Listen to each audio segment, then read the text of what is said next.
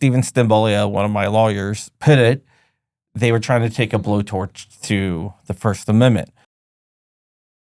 Welcome to Gun Owners of America State of the Second podcast. I'm Kailey. And I'm John, and today we're joined by John Crump of AmmoLand. John, how are you today? I am doing just fine. How are you doing? I am doing great. Let's go ahead and get a little bit about who you are, what you do, all that fun stuff. Sure. I'm a writer for AmmoLand. I cover everything from laws to court cases to even leaks from the government. Basically, I report on anyone that wants to infringe on anyone's right to bear arms. That is what we need, and you've done an amazing job at that. You've leaked a couple big things over the years, which has gotten you a great name in the industry for that kind of information. Yeah. I talk to a lot of people. People tend to talk to me for some reason. Not really sure why. They give me information, and I put it out to the masses once I verify that it's legit. So we're going to start off with our first segment, and that is rapid fire questions. So I'm going to ask you 5 questions. You kind of give your answer as you see fit. So first one we're going to go with is best self-defense caliber.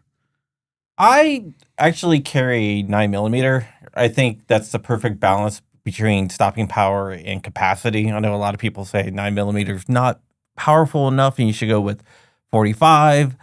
But 9mm, you can carry more than 45. So 9mm would be my choice. What is your top bucket list gun? That is hard. The gun that I really want, and it's going to be very unusual for a lot of people, it's a World War II Liberator. It was a small gun that was dropped over occupied France that had a single round of 45, and the purpose of it was to shoot a Nazi and take their gun. I've seen one. I want one. Please, somebody make one. This is our cry to the entire industry. If you're watching, please make a Liberator. Let's see. What was your last impulse buy? My last impulse buy, that would be a Thesis 5.7, the new 5.7 gun. And I also got a 8.6 Blackout that I just got not too long ago. What is your go-to home defense gun? My go-to home defense gun, I have several. The gun that I have right next to my bed is a VP9, and that is used to get to my rifle, which is a Geisley Super Duty that is suppressed. And the last question is the greatest internet argument of all time, Glock or 1911? I would say right now, Glock. I carry a VP9, but I do like the Glocks better than 1911s because I like striker fire more than hammer fire. Awesome. Well, that is rapid fire questions. We're going to go into this. What, you've done a lot. You've got a ton of articles out there. What made you get into the writing space, and what is the importance of the print articles that we've seen a lot of people say are kind of a dying trend? What is the importance to the 2A community with the print? I came into the writing space in a very unusual way. I started writing letters to the editor, and eventually Freddie Real, who is the editor-in-chief of AmmoLand, said, "Why don't you just write for us?" I was like, okay, I can do that. The whole entire thing of print versus like media, like YouTube and stuff, I do both. So I find that the audience on my YouTube videos is different from my writing audience. A lot of the people that watch my YouTube videos don't realize I write, and a lot of people that read my written articles don't realize I have a YouTube channel. The field doesn't cross streams too well. It seems like it's a little bit of an older generation with the reading of the articles than the watching of the videos, but I also like the articles because I can go more in depth. I can cover it. It's not as quick paced, get something out now. I can do a little bit of research, work on my leaks, print the documents out, and everything else in the written articles. So I actually prefer the written articles from the videos, but that's just me. But the main thing is the more ways we have to get the information out there, the better. Whether it's writing or videos, they both have a place and they both are needed. So what is like your high water mark for the most amount of articles you've written in a week? That's tough. I try only to do at most 5 a week, but my high mark was probably like 11 or 12. But I've written over 1,000 articles. But they take a little bit more time than a video because they're a lot more researched. But probably 11 or 12. And a lot of times when I work on an article, the article turns out to be nothing. So I say about like 80 to 90% of the stuff I do research on turns out to be nothing. So I get an anonymous tip, I look into it, and it looks very, very promising. And I go down this big rabbit hole. Then at the end of the rabbit hole, I find out that it was all BS. Now, you not only do YouTube and write, but you also do a podcast. Which out of those three, which one is you think can get the most information out, or which one's your favorite? Getting the most information out would be the writing because I can research everything. If there's documents, I can embed them and everything else. So the writing definitely gets the most information out, but I do like doing like the podcast and stuff. I like talking to people and I like just getting people's stories, which is a little bit different than what I do with my writing or my videos. So one of the things that I want to get into, which I think is probably something most people don't realize, is that you were recently involved with a case where your First Amendment protection as a journalist was threatened. Is that probably the best way to put it? That's exactly the best way to put it. As Stephen Stimbolia, one of my lawyers, put it, they were trying to take a blowtorch to the First Amendment. I got some documents and I wrote about those documents, and the ATF tried to get a gag order on me to prevent me from reporting anymore on the documents or the case. The case was the auto key card case. They filed a motion with the judge to basically silence me. They didn't let me know that they were filing this motion, and I would not have known it, but Stephen Stimbolia found it because he was looking through the case documents and saw, hey, John's mentioned here. They're trying to silence him. So GOA came to my rescue. Rob Olson, Stephen Stimbolia, James Phillips, Ron Shook, and a few other lawyers put together a defense of my case, and they flew down to Florida. Yeah, I live right outside D.C., so there's no way I was going to make it down to Florida in like 2 days. But Stephen Stimbolia jumped on a plane, flew down there, and showed up. It looked like the ATF lawyers were surprised that anyone showed up. In fact, they withdrew the motion once Stephen started his argument.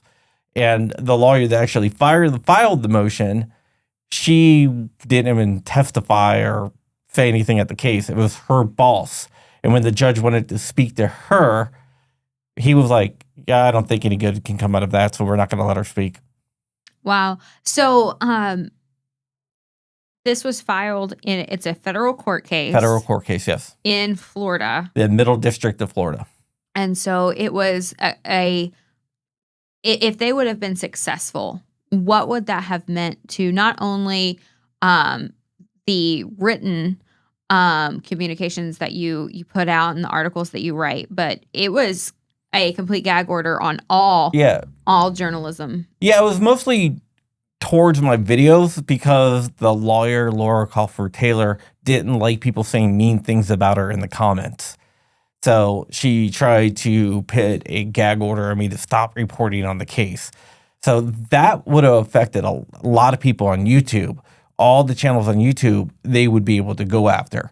But luckily, the judge saw through it, and once the writing was on the wall that they weren't going to win, they pulled their motion. But that would have affected not only me, but it would have affected everyone, because if they were successful on that, they could go after every YouTube channel, every writer, everywhere.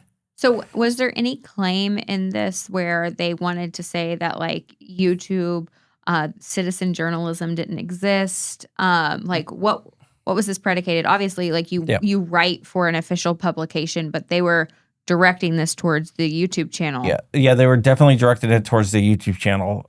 Their argument was that YouTube is not a real news source, and people on YouTube aren't real journalists. I am a credentialed journalist. I'm a member of several different journalism outfits, so that kind of helped me out a little bit. But the judge even realized that YouTube is a place of journalism, and people on YouTube are citizen journalists. There is no official credentials in the United States to be a journalist. You can be a journalist by reporting, and the mainstream media and the government doesn't like that fact. So they would like to crack down, and they would like to have a journalism license, I guess, but they don't, and we have to prevent that from happening because then they can control the narrative. Now, for people who may not know completely about the case, this is strictly a First Amendment attack. And so they're trying to put a gag order on you for just reporting on this case. Were they trying to go as a grounds of defamation, or was it just on the grounds that they didn't think that you should be a citizen journalist? No, it wasn't defamation. Everything in it was accurate. What the problem that the lawyer had was people were saying mean things about her. That was the whole entire thing. So she wanted to gag me because people were saying mean things about her because I was reporting on the case. And she didn't like people getting the information and making comments towards her. I can't control what people say. I put out the facts. There was no personal attacks. It was just the facts. And if people want to read those facts and say, hey, this person is doing something bad and this person is prosecuting someone that they shouldn't be prosecuting, that's their right to do as an American. We have freedom of speech in this country. And she did not like that, even though that she's supposed to be a lawyer for the government upholding the rights of the people. Obviously, that's not the case. And, the auto key card case was not a wildly publicized case to begin with, right? No. It's not going to be something that people find on CNN or Fox News or major media outlets. So it's incumbent upon journalists like yourself and outlets, whether that's your YouTube channel or AmmoLand, to get that information out in general. Simply because you don't have the luxury of waiting for the mainstream media to cover the case, because it most likely would never happen. Yeah, it definitely would have happened. I reported on the auto key card case because no one else was doing it. You couldn't see it on Fox News. You couldn't see it on CNN. There was a small paper in the Tampa area that was reporting on it. But other than that, no one was really reporting on it. And that case is a travesty. I mean, it was a card with a outline of a lightning link on it. The dimensions of the lightning link was not even correct. The ATF cut out the lightning link, couldn't get it to work. The only thing that they were able to do is to get hammer follow by jamming the AR-15 up. So they never even got it to work. But yet they prosecuted 2 people for machine guns, even though the device that they had didn't convert anything to a machine gun. It's insane how they claim that nothing was correct, and they basically broke the AR to get it to do what it needed to, they claimed it was doing. We've seen a lot of sites like AmmoLand come up over the last couple of years. What is the importance of sites like AmmoLand and articles going on those kinds of websites?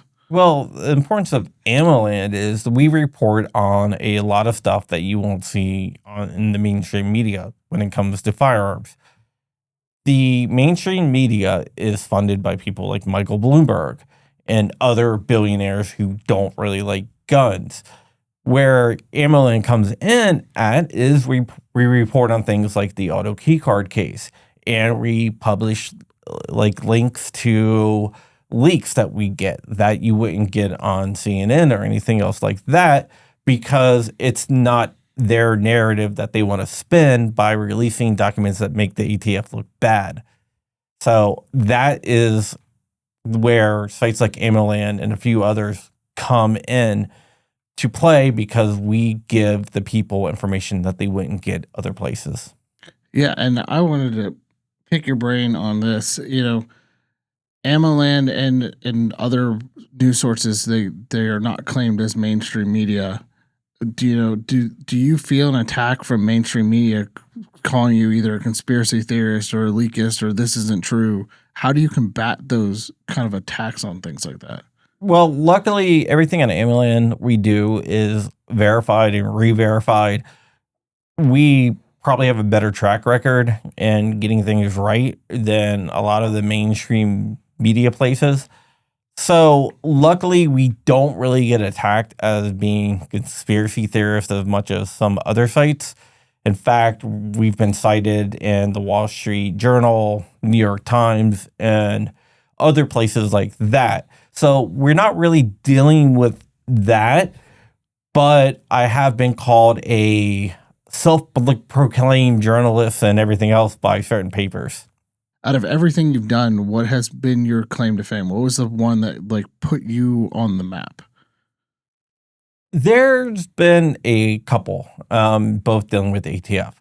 One of the ones that put me on the map was when I reported on the Biden transition team meeting with the ATF right after the election. I'm talking about like the day after the election, before it was even really settled. The Biden administration started meeting with the ATF, and they decided to go after pistol braces and frames and receivers at that meeting. And while they were in the meeting, I got a shot of the acting head of the ATF and the acting assistant head of the ATF. And I had the article all written out and posted about exactly what was talked about by the time they got out of the meeting.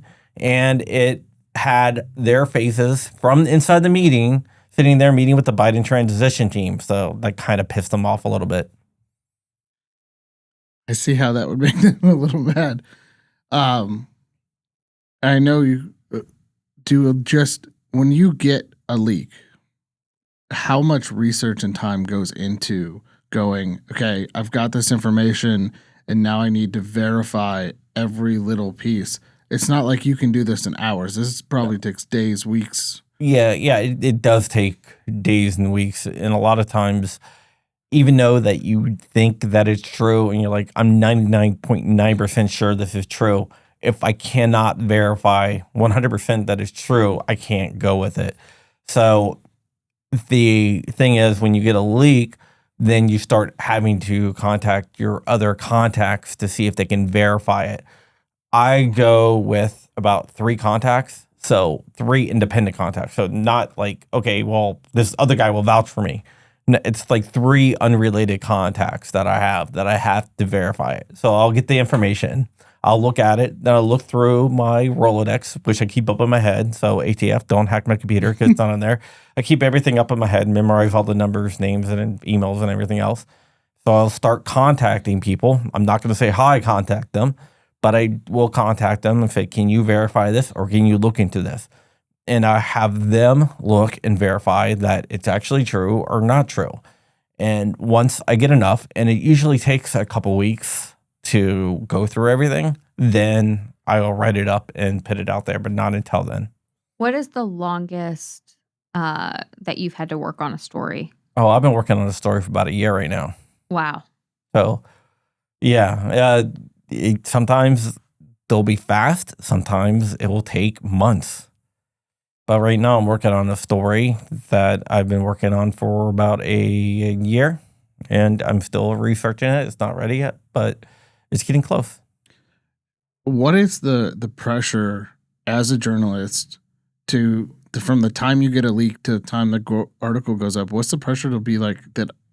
I want to be the first, because we see a lot of people put out stuff without doing the amount of research you've done, and it turns out like there'll be an alert out and it turns out to be a nothing burger or just something.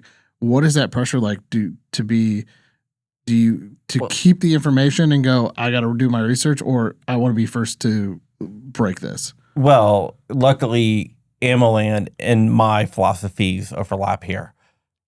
We would rather be right than first.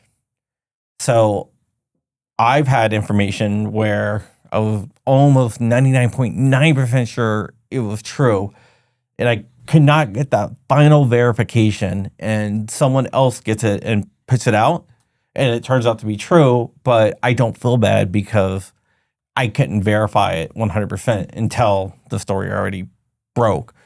But it is a lot more important to be right than first because you don't want to be wrong because that just does a disservice to everyone. You're not going to get it right 100% of the time. Not a single journalist has been right 100% of the time. But you want to mitigate the factors as much as possible. So one of the things that I think a lot of people may not know a lot about is the process of the Freedom of Information Act or the FOIA requests. Um, you know, when you request documents, do you ever feel like the government is just trying to bury you in paperwork? Or what's kind of like the general process for you from getting that FOIA request to actually finding the information that you're looking for? It depends. Sometimes it takes a long time to get a FOIA request back, but it's not as hard as people think it is. You go to Foya.gov, you can fill out the information there, you can submit it via paper. There is a lot of templates out there, and the FOIA officers that work for the government, they're not trying to stonewall you. Maybe they'll get stonewalled, but they're really there to like advocate for you. And you do get a lot of information back. Now, if they don't want to give it back, that's when you have to get lawyers involved. And sometimes they will what's called a GLOMAR, which is like can either confirm or deny. And if you think that's wrong, then you can do an appeal. Then if you still lose, then you can sue them in federal court. And you can recover legal costs for that as well. So doing a FOIA is not hard at all. Doing a FOIA correctly is a little bit trial and error. When you do a FOIA, you want to be as specific as possible, but not as specific as not being able to get the information. So you can't say, I want all documents between the DHS and ATF, all the communications, because they're going to be like, that's too much. Or they're just going to bury you in paperwork. But you can say, I want all information between DHS and the ATF on polymer 80s. That would be a more substantial FOIA because they won't bury you in paper or say, that's too much. That's what you need to do. A lot of times when we do FOIA request, we already have the documents and we just want to see what they give us. Like I'll have like the unredacted documents that was leaked to me. So I'll say, hey, can I get this document so I can see what they're going to give me and what they're going to redact? They know I do that. And other people do that as well. So I suggest everyone at least do like a couple FOIAs. Just even if you don't have any need for a FOIA, just do it so you can learn the process. Because once you get that power, you can find out a lot of stuff about the government. And that's the key. Having that information and having the power as a citizen to request that information and hold our government officials accountable for acts that they've done is a huge thing as a citizen. And that is what we need to do, is to hold our elected officials and people holding office accountable for things they've done. Oh, yeah, definitely. And you'll be surprised on some of the stuff that you get when you FOIA stuff. You're like, why did they give me this? They should not have told me this. But a lot of times they give the information and they'll give you like 1,000 pages and be like, okay, well, he's not going to find this one page in this. But when you read through every page, sometimes you can find the stuff that they are trying to bury you in documents for. So it just takes a lot of patience and a lot of willpower, because a lot of the stuff is going to be useless because they always try to bury the good stuff in there. So we're about halfway through the episode, which means it's time for our From the Soapbox segment, which is where we get the spiciest takes from our guest on topics that we feel like are more controversial.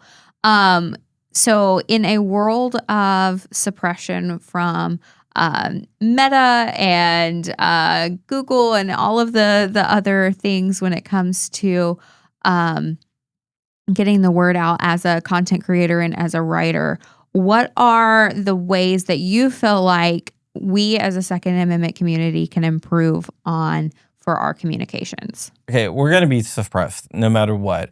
We're going to be down boosted, as what the tech companies call it. We're going to be shadow banned, whatnot. The way to beat that is through organic reach, is to share the articles, to share the videos with people. They can shut down the algorithms and they can modify the algorithms not to share our content and not to share our articles. But if you go ahead and share them out, that beats the algorithm. So what we need to do is to be a conduit of the information ourselves. We need to share the information that you think is important with other people that you think will find the information important.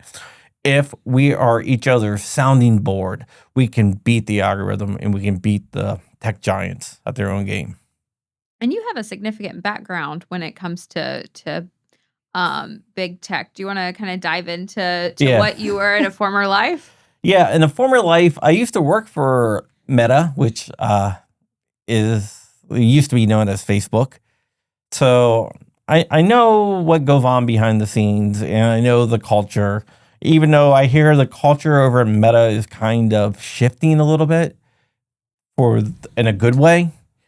But yeah, Silicon Valley is a strange place. I never lived in Silicon Valley, but I've worked for Silicon Valley companies.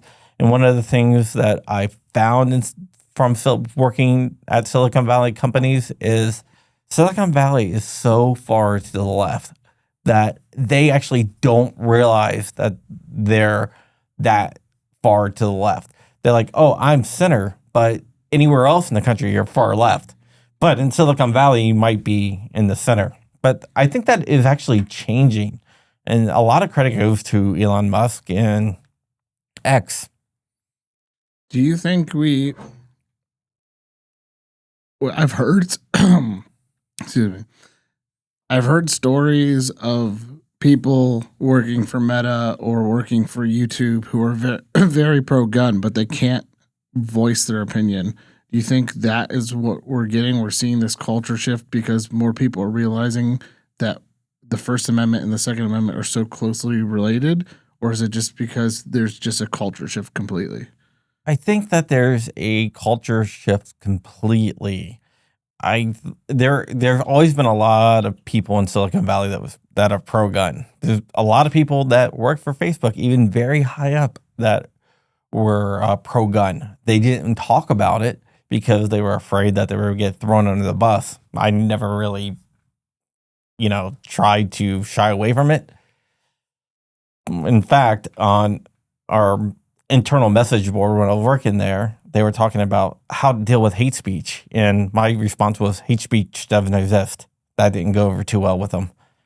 But I think there's more people that are conservative or a lot of libertarians in Silicon Valley, more than conservatives.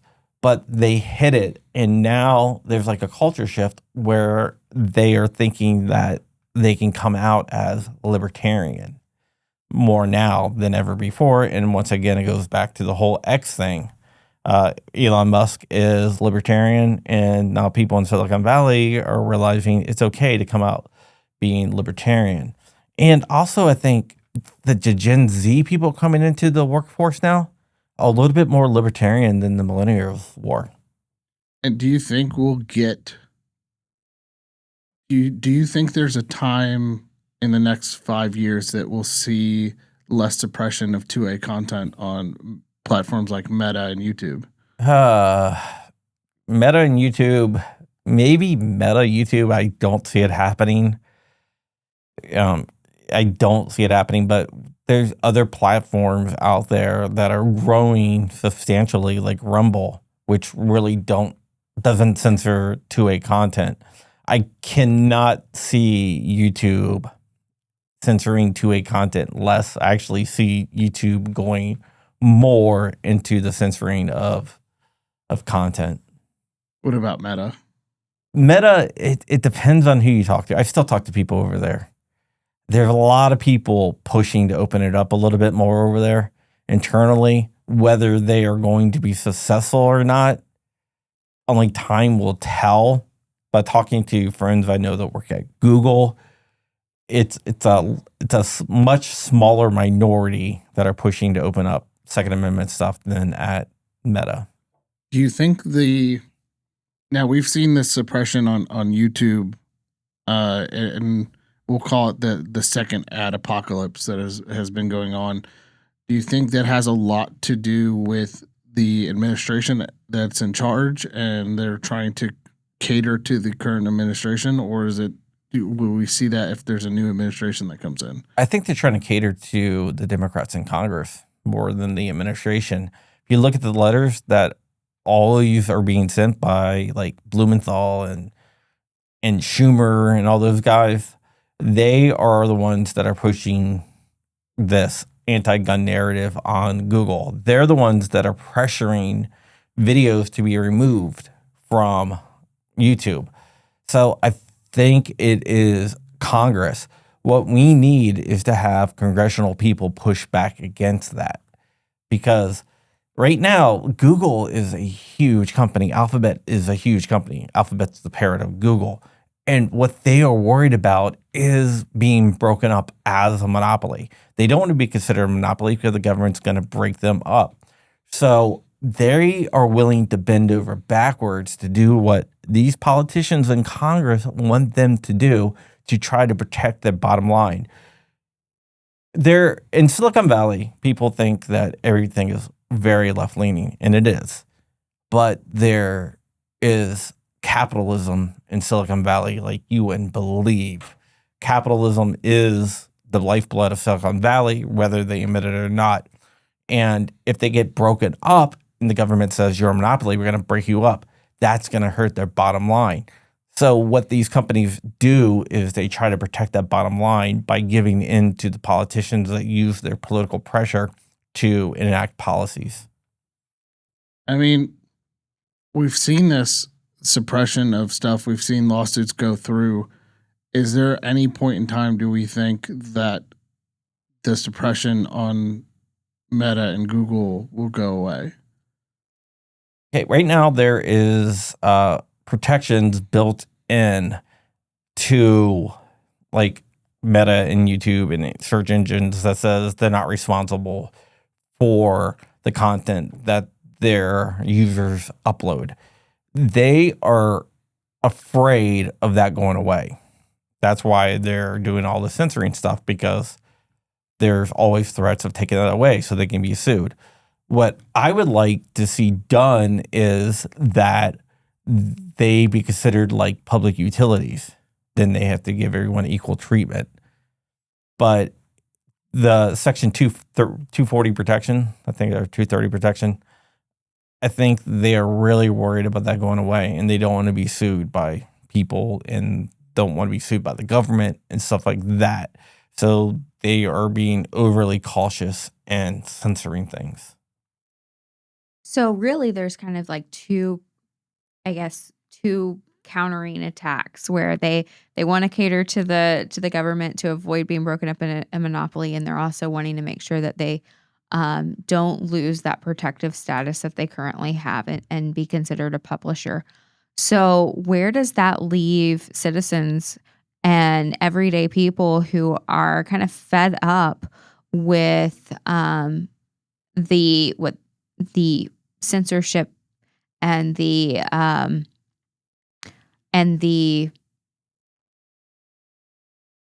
manipulation? I don't know how I want to phrase this. Yeah. I guess who are kind of fed up with the manipulation or the censorship or the shadow banning or whatever terminology, down boosting, whatever.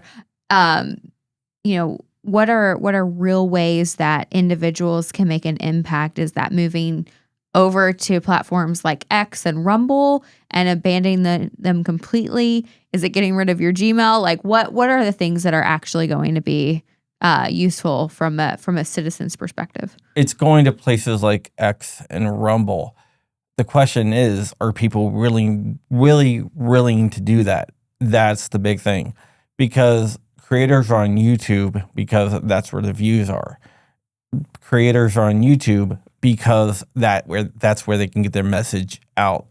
Rumble and other platforms only have a small sliver of what YouTube has.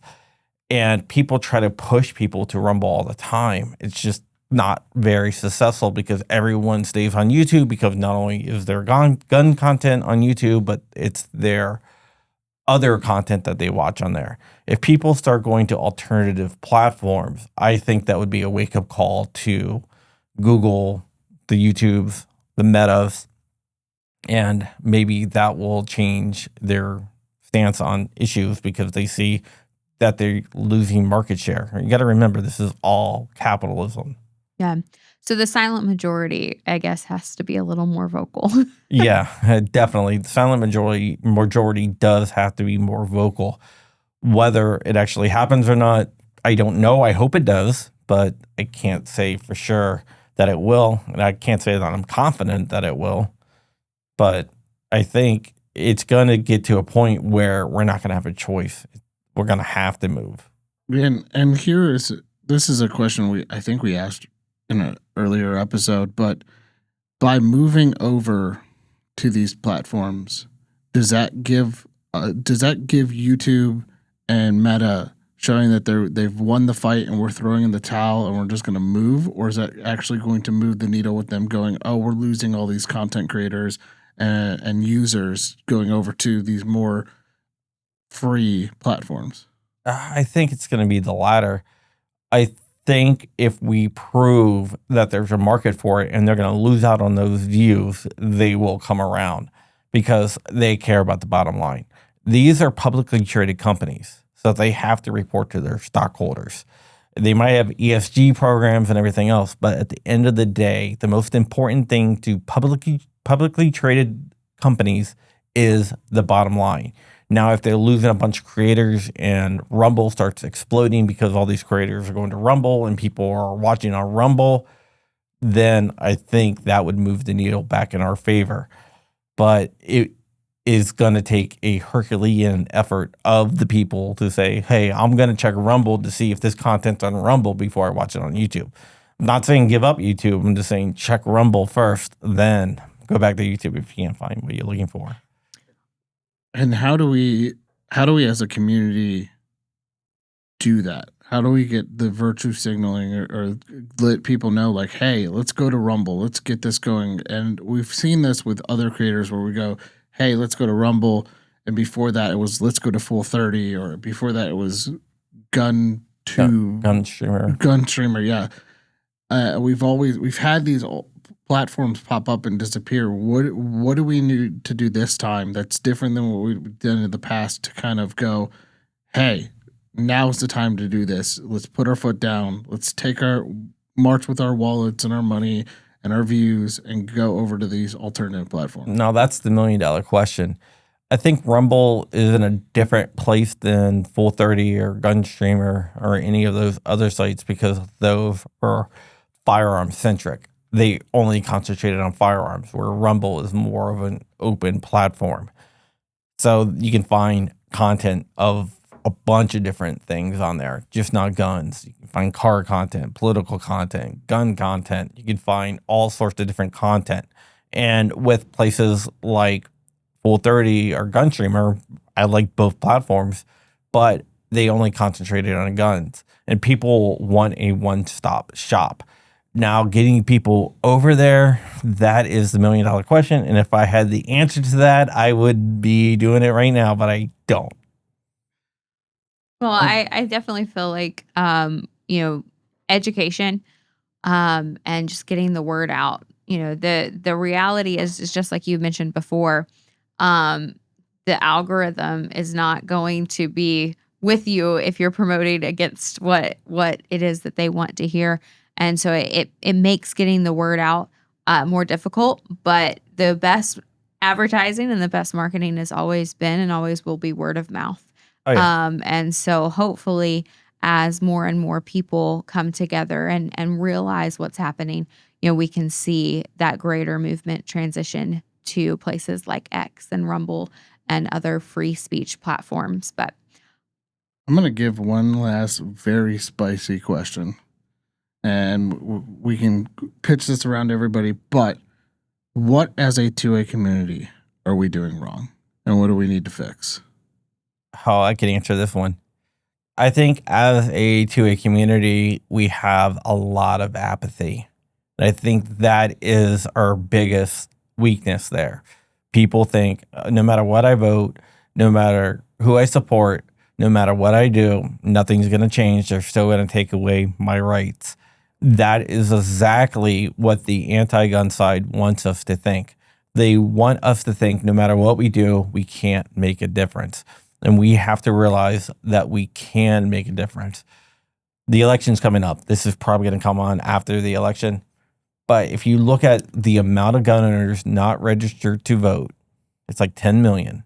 If those gun owners registered to vote, they would be the most powerful voting bloc in the country. You would have pro-gun Democrats. You would have pro-gun Republicans. Everyone would be going for I'm the most pro-gun person in the room. But we just don't do that. So we have to realize that we can affect the change. Even though that sometimes we don't think we can, or we will get down because they keep on taking our rights. But if we unite and we don't be as apathetic as we are, then we can enact our power on a scale that would be like a sleeping giant awakening. Yeah, and my biggest issue with our community, it has a lot to do with the I'm pro 2A but people. How do we get those people to come around and go, yeah, you may be pro 2A, but I only hunt with they're not going after my bolt action hunting rifle, or they're not going after my shotgun. We've talked about this in the past. Once it's a slippery slope as you start going down and you lose we had the assault weapons ban. What's next? What is the next thing they're trying to push? And again, we're already seeing this this is before the election, so this is going to come out after the election, but we've seen this with the Harris Waltz campaign going, we're pro-gun. We're not going to come after your gun. We're just 6 months earlier. I want to ban everything. How do we get those people who are or even in comment section of our Instagram posts and things like that, where we're talking about, activating this vote? A lot of people are same thing, apathetic. They're going, Trump did this and it wasn't a very 2A president, or so-and-so did this, or my vote really doesn't matter. How do we get them to go, no, it does matter. Now is the time to activate. Now is the time to get voting and find the people who align with you and the Second Amendment. I would say have them read the amicus brief that Kamala Harris wrote in the Heller case, where she stated that the individual does not have the right to bear arms, and it's only with the military. I would say that's a great place to start. History is the ultimate judge, and she's going to go after all our guns if she gets elected. So is Waltz. They're going to go after all our guns. I know she says she owns a Glock, which I have a sneaking suspicion she really doesn't. But you got to realize that the reason why she's even saying, I own a Glock, I'm pro-gun, is because the little bit of pressure that gun owners have been putting on her in Waltz. Now, let's say that all 10 million non-registered to vote gun owners wake up and they register to vote. I can guarantee you'll see her out there with an AR-15 saying, I'm going to protect these, because politicians care about getting elected. And if there's 10 million people out there that said, we're not going to vote for you if you want to ban that, then they're not going to try to ban it. So we have to stop being apathetic. The anti-gunners, the Moms Demand Actions, the Bradys, the Giffords, they love the fact that we're not registering to vote, because one thing that they do is they organize and they vote, and we have to take that power away from them because we outnumber them. Gun owners outnumber them. We just have to wake up and vote for our rights. And I know people say Trump did a lot of bad stuff. You know, he banned bump stocks and whatnot. But look at the alternative. Some people say, you know, you shouldn't vote for the lesser of two evils. Well, sometimes you just have to. And Kamala Harris is definitely a lot more evil when it comes to gun rights than Trump. And I think everyone listening to this podcast agrees with that statement. So we've been getting the signal for a few minutes now. It's time to wrap up. So where can people find you, find AmmoLand, subscribe to your newsletter, all of that good stuff? Yeah, AmmoLand has a newsletter where we put out the latest breaking stories and the information you really want to know. If you go to AmmoLand.com, there should be a pop-up where you can put your email address in there, or you can just click on the newsletter link from the website. And I have a YouTube channel personally that's John Crump News, and I have a podcast, John Crump Live, which I record Monday through Thursdays at 5 p.m. Eastern. It's live. Awesome. Well, thank you guys for watching, John. Again, we appreciate you joining us today. Fantastic conversation. Make sure to like, share, and subscribe. Hit the little bell for notification, and we will see you on the next one.